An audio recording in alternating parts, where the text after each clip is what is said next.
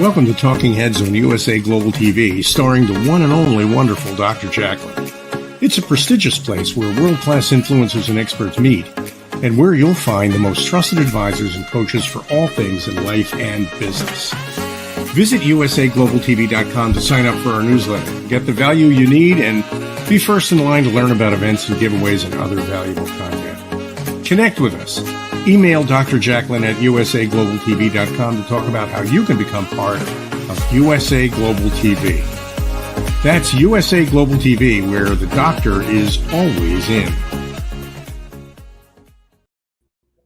Hello, everyone, and welcome to another fabulous week here at USA Global TV and Radio. I'm Dr. Jacalyn Kerbeck, and our show today is Secrets to Timeless Beauty. And here to join us from Dubai and share her wisdom, her knowledge, her experience, let us welcome Katrina Valente. Hi, good evening. Hi. Morning. Hi, so nice to see you, pretty and green. Thank you. How are you? I am doing very well, thank you, and I'm excited to see you. And I know that you are about to start traveling again. And I know it's very hot where you are in Dubai, and it's summertime. And of course, it's summertime here as well. And certain places in the world, I think Australia, New Zealand, is winter time. So why don't we start off by spotlighting you, Katrina, and sharing with our audience who's joined us for the first time what it is that you do and how you help people. Hi, well, okay, for the viewers that haven't seen me, I am a holistic esthetician for 28 years. I've traveled the world as an international visiting practitioner, and I offer facials, different kinds of massage, lymphatic drainage, energy clearing, and tarot reading. Wow, I know that's just the tip of it, though. You do a lot of other things, but we'll get into that in a minute. So, Katrina, your skin always looks so nice, glowing, that dewy look, fresh and healthy. Tell us what some of your secrets are, especially when there's hot weather like we have here where we are and where you are. So you've got to keep your skin hydrated. I mean, I've always had a very strict beauty routine with home care creams, and I'll do a facial myself most weeks. But vitamin C and vitamin A are very important to have in your skincare because they regenerate the skin, they tighten and firm, they get rid.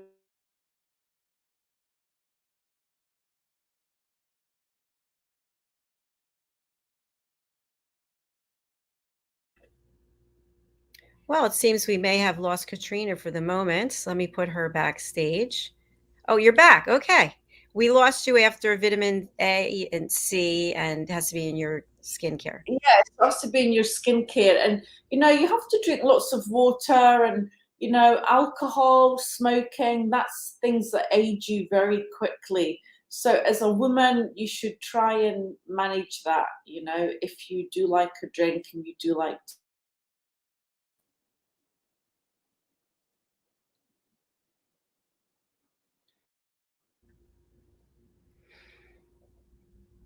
we're having problems tonight. Are you there? Yes, we're here. We're here. You froze up again, but that's okay. I think we understood the gist of what you were saying. So I understand that where you are in Dubai, people really get very dressed to go to the beach. So matching this and that, as opposed to just pulling out something from the drawer and going, I'll put on this t-shirt over my bathing suit and some flip-flops and let's hit it. So tell us about how people dress over there to go to the beach. Look, I mean, there's a lot of beach clubs and Dubai is very glitzy and glamorous. So you will get a lot of women with their matching bathing suits, their matching sarongs, their throw over see-through things and their hats and their bags. So it's very she over here. Although, with the public beaches, people are a little bit more relaxed. And are the public beaches similar to those in the States? I mean, are there parking meters where you pull up? Like, are there people there you can actually rent chairs from and umbrellas? How does that work? Yeah, now there is. Now there's a place called Kite Beach, and that's got shops and stalls and restaurants and showers and beach beds and the whole shebang now, but it used to be very rustic. Interesting.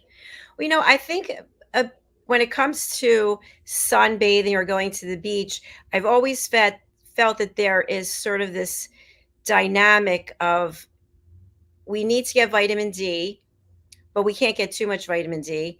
And we love to be in nature, but we can't be out in the sun for too long. And we need to wear skincare, but our skin is a breathing organism, and all these things are going into our skin. It's very confusing to me. Yeah.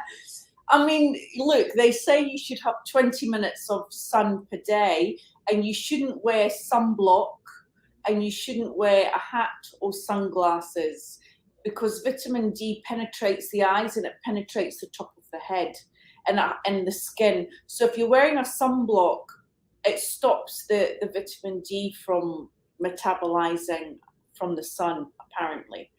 But the morning sun, they say, is the best, as opposed to the afternoon, evening sun.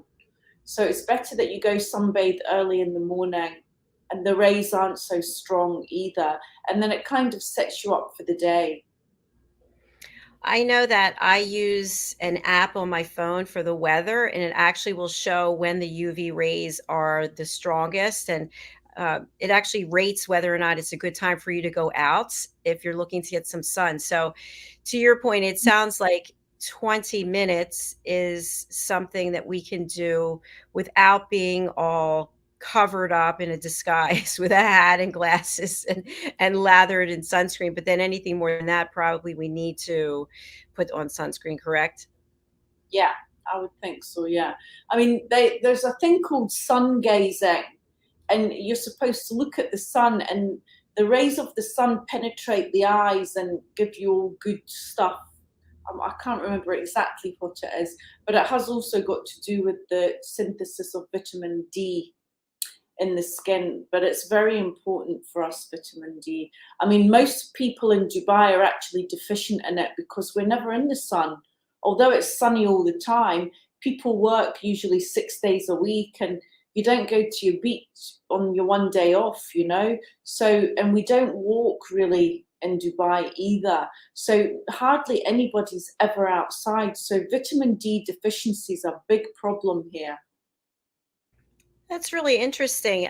One of our team members is a researcher on longevity, and he speaks to the fact that there's actually a test that we can get ourselves, I believe, to test for vitamin D, because that's not necessarily that's included here in the States in the complete blood count workup that they do. So he also has talked about taking vitamin D as a supplement. So is that something that you do? Absolutely, big time. I mean, I take it every day. Yeah, because especially as an older woman, it's a big problem when you're lacking vitamin D. It usually makes you feel very tired.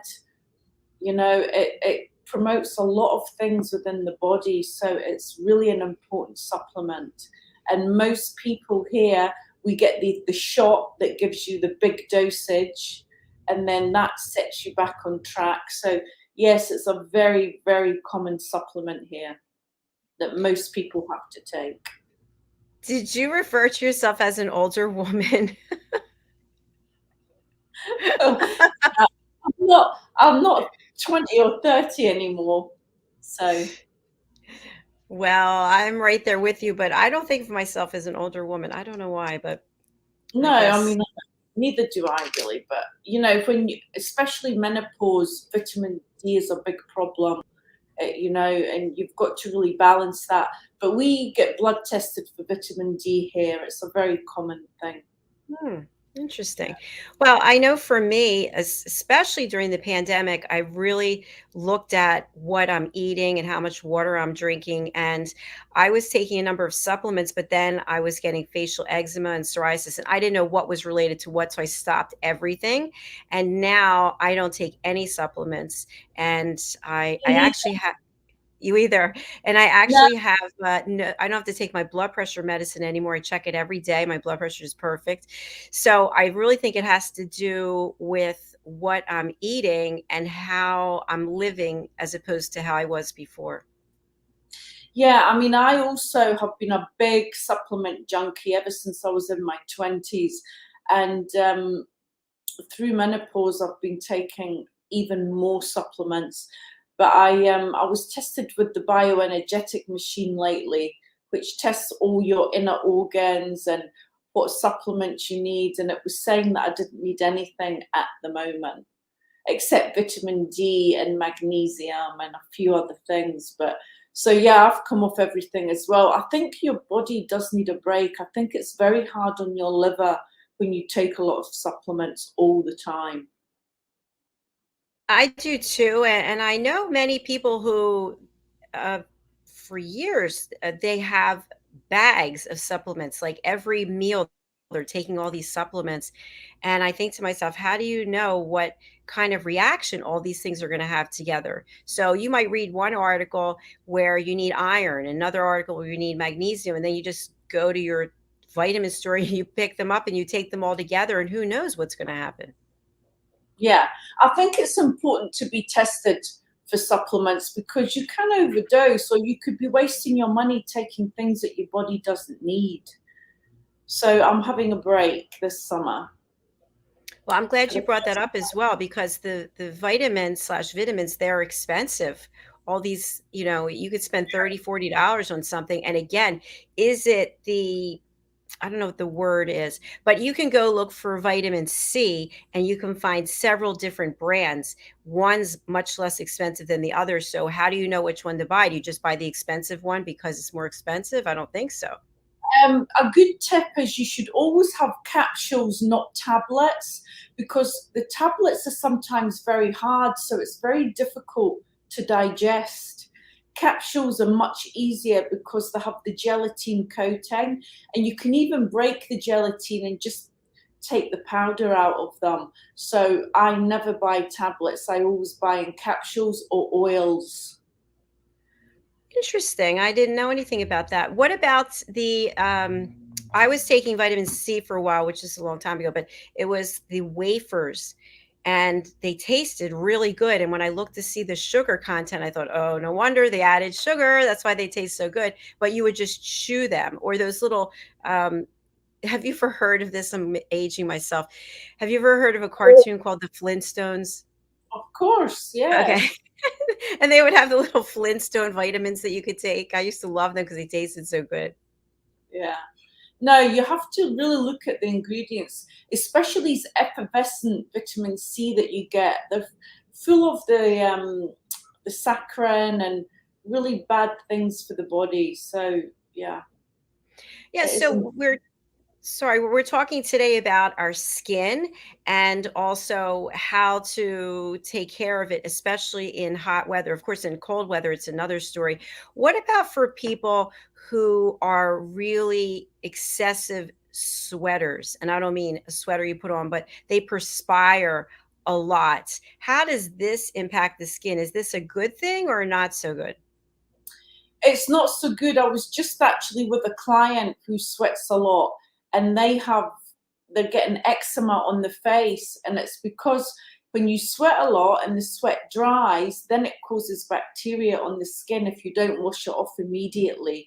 So sweating can be a problem, and you're also going to sweat out the creams that you put on in the morning. So yeah. And Katrina, when we think about sweating, we could just be, I know you said you don't walk a lot in Dubai. I walk a lot. Yesterday, I walked 7 miles. And although I don't feel like I'm actually sweating, my hair would have like a smell of the outside. How often do you recommend that we wash our hair? Or does it depend on our hair type?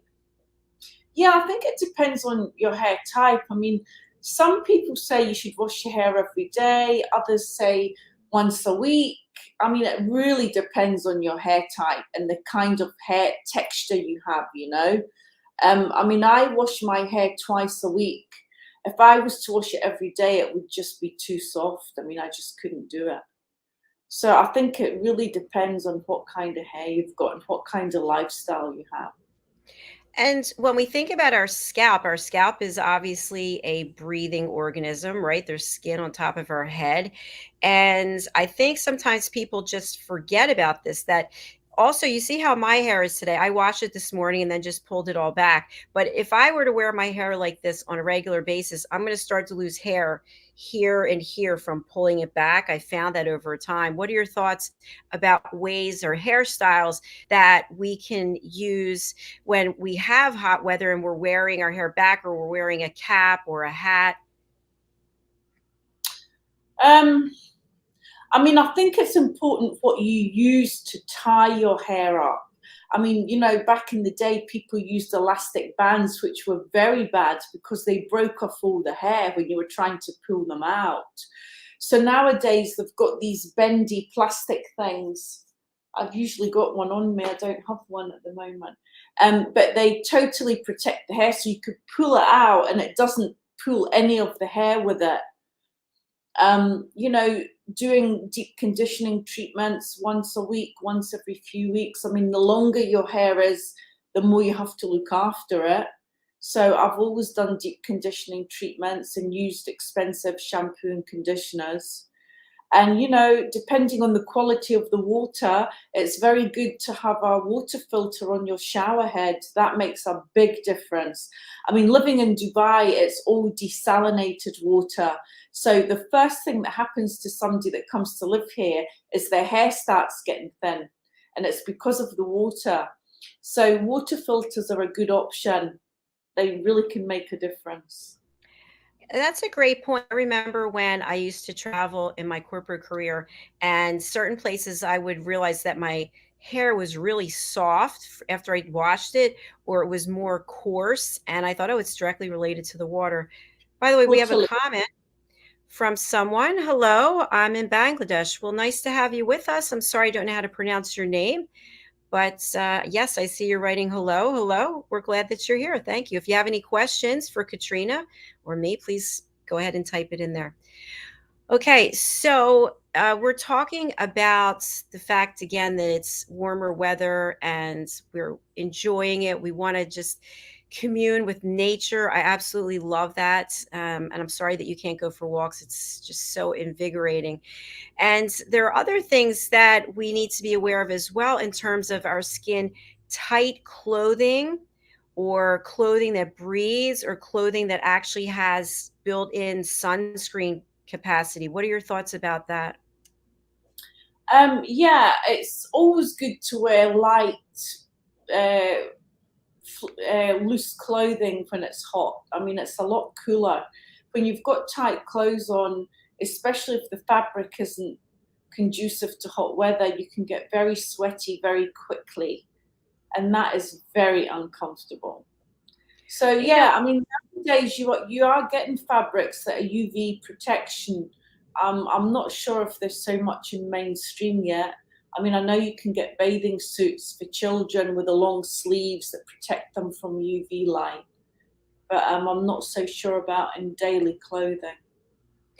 well, I do have long sleeve shirts that have the SUV protection built in, and I haven't worn them yet this year, but I do wear my big hat and my glasses and long sleeves. And I was recently told that I look ridiculous. So I stopped. The next time I went out for a walk, I didn't even have a hat on, and I got completely burnt. My face got burned, my forehead is still peeling. And I thought, I don't care how stupid I look, I'm wearing it from now on. No, I mean, I'm the same. I mean, I never put my face in the sun. I've always got big glasses, a hat. If I'm on the beach, I'll put a sarong literally over my face. So, but you know, the sun, UV gets to you as long as you're outside. The UV hits off the pavement, it hits off the sand, the reflection off the water. There's really no getting away from it. I mean, I was recently in the Maldives and I was literally under an umbrella in the shade, and I fell asleep on my stomach and my back was completely red. I mean, I was sunburned and I was in the Wow. shade. Yeah.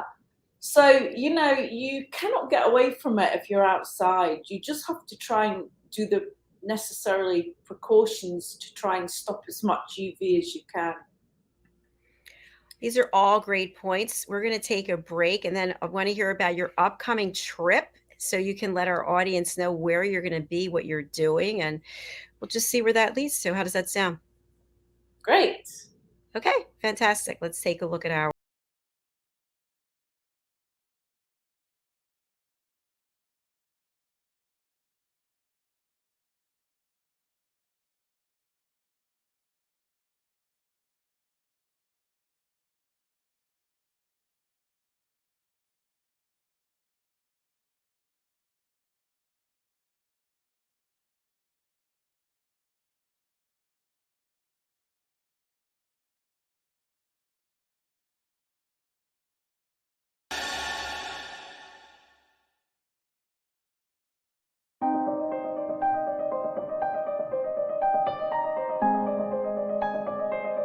My name is Felicia Kay, and I would like to share how the British School of Excellence has enhanced my life and has allowed me to truly impact the lives of my clients in the most positive ways. I am CEO of the Luxury Love Academy, where self-love, self-value, and confidence are at the core of our coaching services and training courses. I help professional women and men to value themselves so that they can confidently achieve success in life and in love. Since completing my training with the British School of Excellence, I've been able to teach my clients how to effectively project the 3 C's in social settings: confidence, competence, and credibility. Confidence. My clients are learning to feel comfortable and maintain eye contact in social settings. Competence. They're learning the importance of asking relevant questions and being active listeners. Credibility. They understand how arriving on time shows great manners and how presenting themselves well can make a nice first impression. Many of my clients are looking for love, so dining etiquette has been essential. They're learning to feel more confident when having tea, lunch, or dinner with someone for the first time. Emotional intelligence. My clients are learning to be more aware and manage their emotions in positive ways, which in turn makes it natural for them to treat others with respect and kindness. I would like to thank the British School of Excellence for giving me the tools to serve my current clients and future clients at the highest level so that they can be their absolute best.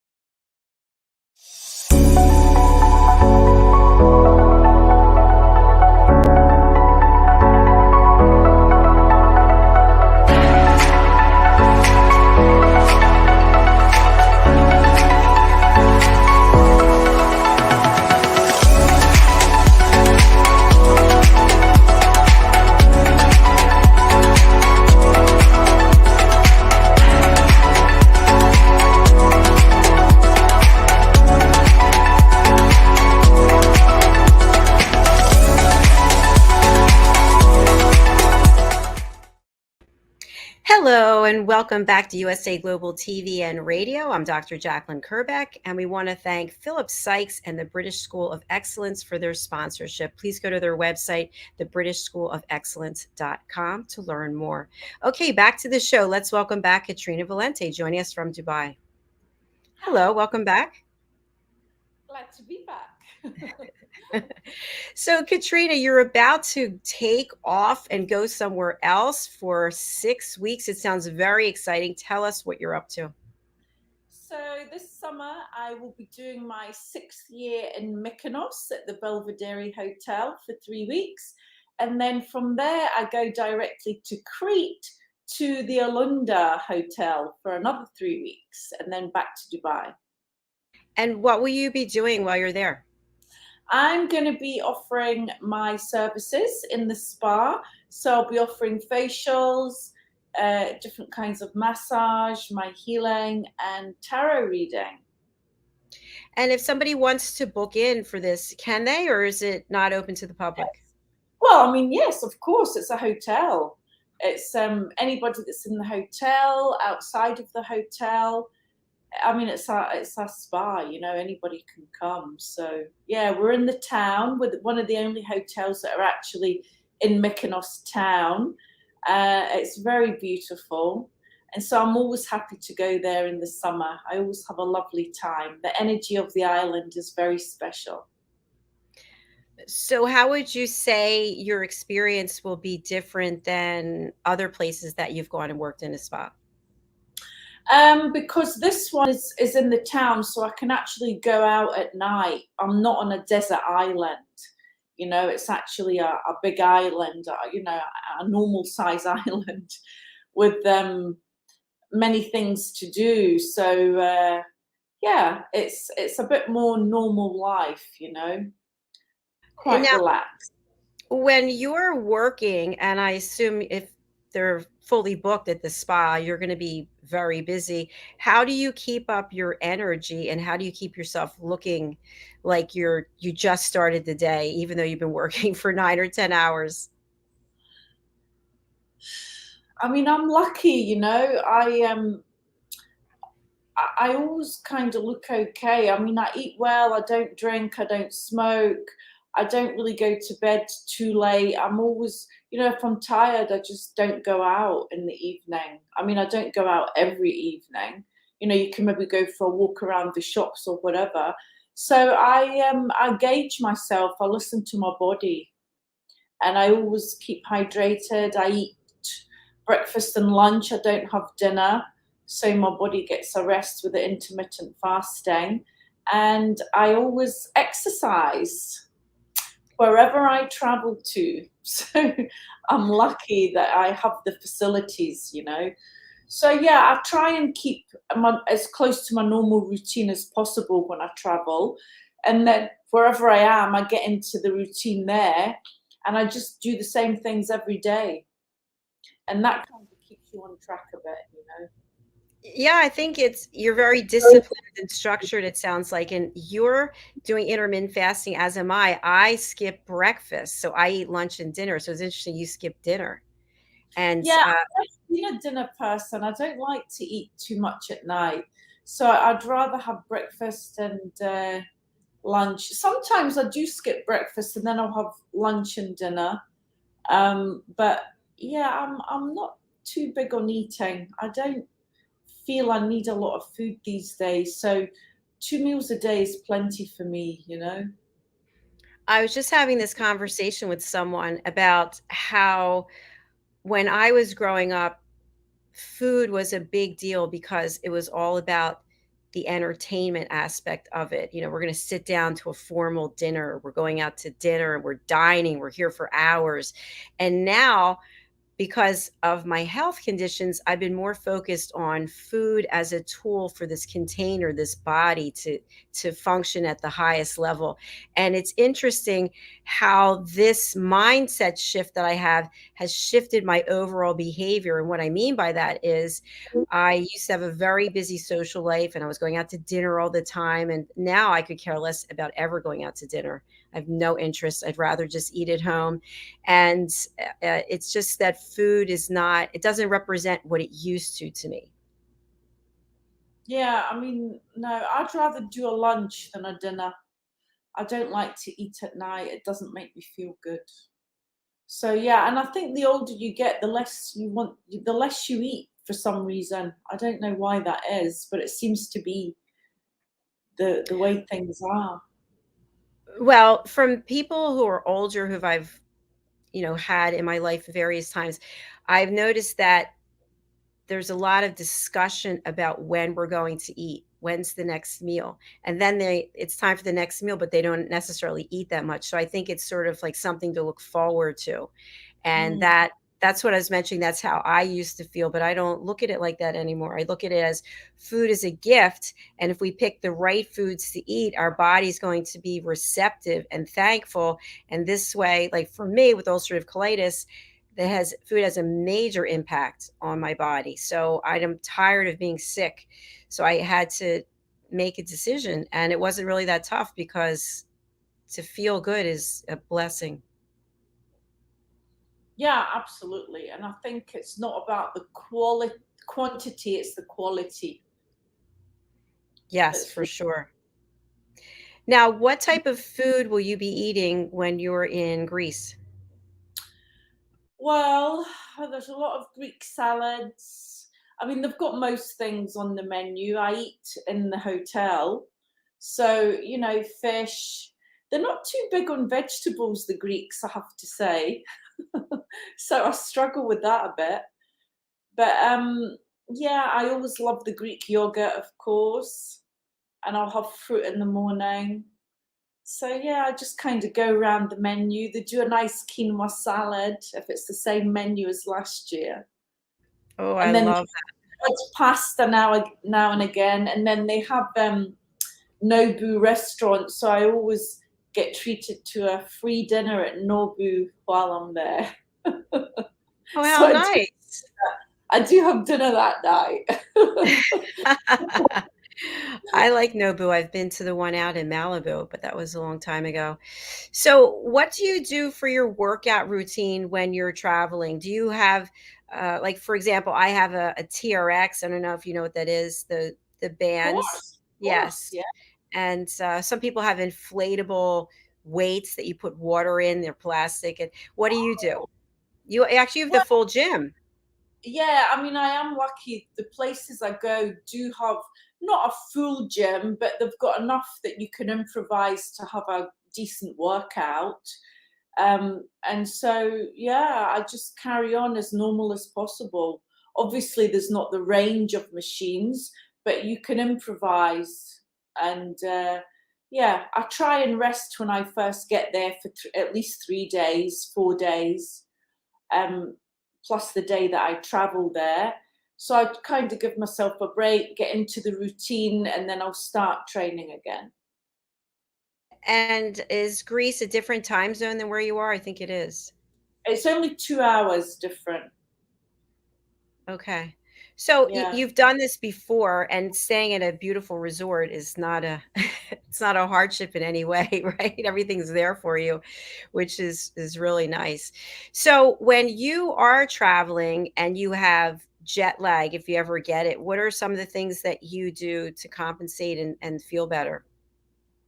So I don't ever drink on a flight, ever, ever, ever.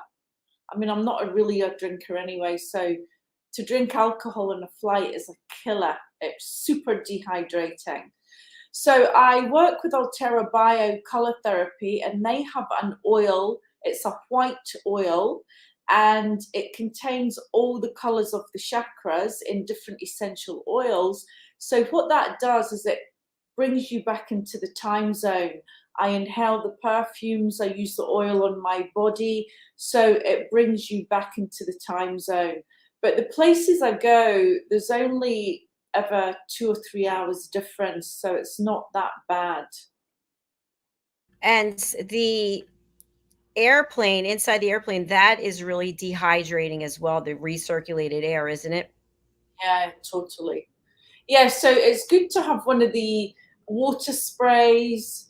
You can put a collagen sheet mask on your skin, but I don't worry too much. I mean, the flights are anywhere from 4 to 6 hours, so I'll just, as soon as I get to the room, if not that night, the next day, I'll use some hydrating masks on my face.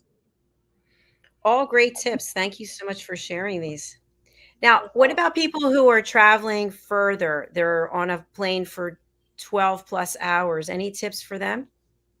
Yeah, I mean, they should move. They should get up out of their seat and move, because you get stuck. Your circulation isn't moving. It can cause thrombosis, which is very dangerous on a flight. There's some exercises that you can actually do sitting in your seat, and drink water every 20 minutes. They say when you fly. I actually used to be a flight attendant in my 20s. I Did love you it. know I did that? not know that. What was that experience like? Did you enjoy it? I didn't really enjoy it, actually. I couldn't deal with the round the clock hours. you'd be getting up at 2 o'clock in the morning to do a 6 a.m. flight or whatever it was. And I had to drive 45 minutes, an hour to the airport. So it was a struggle. I didn't enjoy it. It was something I really wanted to do, but the actual reality was different from that. And I didn't get to do the long haul because they were desperately needing us. And we missed doing the long haul. So I was only doing Europe. And so I really wanted to do it, to travel, to see a bit of the world. But I only lasted one season. So it was an experience, Was it isolating in any way, knowing that you couldn't, I guess, I don't think that the flight attendants can use their phones, but I don't know, maybe they can. Back then, probably not. Yeah, I mean, you could, but obviously not in front of the passengers. But I mean, back then, we're talking, what, 30 years ago? Yeah, nearly 30 years ago. So mobile phones weren't that big deal back then, although we did have them, but they weren't used like they are today. So, yeah. Well, yeah, it's great that you had that experience so you could just check it off the list. Finished, no longer interested. What did you do after that? I stepped onto my beauty and I started studying, and it took me 5 years until I was qualified in all the aesthetics, and started my own business, and then came to Dubai, and the rest is history. So you started your business before you came to Dubai? Yeah. I started sugaring, which is the Egyptian technique, the Arabic technique of hair removal. So you take a lump of paste, you spread it on the skin, and you flick it off with your hand. So you have the lump of, it's like treacle, and it's pliable. So this sticks to the hair and you flick it off. So it's a little bit more gentle than waxing. And back then, nobody did it. So I was actually fully booked doing that one treatment. And then that treatment paid for all my other private tuition to learn how to be a beauty therapist. I did manicure, pedicure, facials, aromatherapy, massage, reflexology. So, and that's how I built my business step by step. Oh, congratulations. How interesting. I've never heard of sugaring. I can't imagine that sugar and that it would get rid of the skin, but obviously it does. Yeah, it boils up like caramel. It looks like caramel and it's very sticky. But you take a lump of it and then you spread it on the skin and you flick it off and it brings the hair out. So it's a lot more gentle than waxing. Does it hurt? Not as much as waxing does, but yeah, it depends on what kind of hair you have. And that was the beginning, and the rest is history. That was the beginning, yeah. I love it. Well, I really want to have people reach out to you. If you can give them information of where you're going to be, where this property is, then maybe people can start booking in. Sure. So I will be in Mykonos in the Belvedere Hotel from Friday the 15th of July until the 7th of August. And then I go to Crete to the Alunda Spa Resort Hotel, and I'll be there for another 3 weeks till the end of August. And you can find me online, www.katrinavalente.com. I'm on Instagram, Katrina Valente and the number 1, and Facebook, also just my name. Thank you, Katrina. And will you be broadcasting with us while you're traveling? Sure, why not? All right. Fantastic. Well, you look absolutely stunning, and I'm really glad that we were able to have you share this really valuable information with our audience. So thank you. You're very welcome. Anytime. My pleasure always. All right. Well, enjoy the rest of your evening there, and safe travels. We'll see you in a couple of weeks. Thank you. Have a great day. You too. Bye for now. Thank you, everyone, for watching or listening. I really do appreciate it. Yesterday was a monumental day, celebrating 6 months since we launched on January the 10th. And I can't believe how much has happened, how we've grown. And I just want to thank each and every one of you who is watching or listening or booking in as guests or interested in being part of our team. If you would like to be, this is something new I'm offering, a guest co-host for one show, please go over to our website. This way you don't have to have any long-term contract. You don't have to have any obligations. You pay a fee for one time and you co-host with me one show. Go over to usaglobaltv.com/shop and you'll find it there. Okay, we'll be coming back this afternoon. Our next show is Entrepreneur and so much more with my co-host Justin Merigliani, followed by Talking Heads, which is also Justin Brigliani. So we'll see you again soon. Thank you.